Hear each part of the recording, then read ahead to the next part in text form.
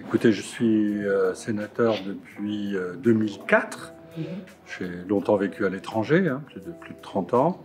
Et pour ce qui est des sénateurs, nous représentons l'ensemble de la population française à l'étranger, 3 millions de Français. Tout de suite, au mois de mai, nous avons une élection des conseillers consulaires. L'ensemble des Français élisent au suffrage universel leurs représentants auprès du consul.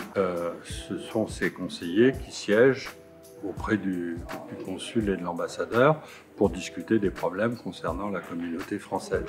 J'ajoute que ces conseillers ont une autre fonction importante qui est d'élire les sénateurs, ce qui se fera au mois de septembre. Alors le conseiller consulaire, il est quelqu'un qui est à l'écoute de la communauté et donc à qui les Français parlent des difficultés qu'ils rencontrent. Ça peut être la scolarité des enfants, ça peut être la protection sociale, ça peut être la sécurité, tout type de problèmes. Et le rôle du conseiller, c'est d'essayer de les résoudre. C'est pas toujours facile, mais en tout cas, de faire remonter ces problèmes, soit auprès du consul, soit même à Paris, au ministère.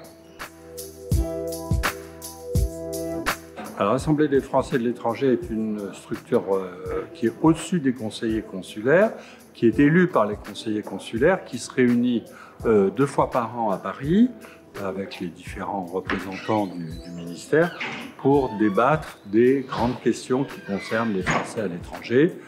Je me répète un peu, là, la scolarité, la sécurité, la protection sociale et toutes ces choses-là.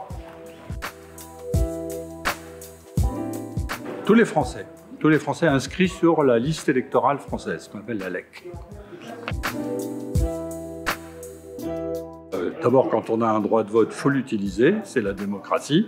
Et deuxièmement, parce que comme ça, on est représenté et on peut faire valoir les différents problèmes que l'on a et chercher une solution. Écoutez, je souhaite grand succès à tous ceux qui se présenteront à l'élection consulaire du mois de mai.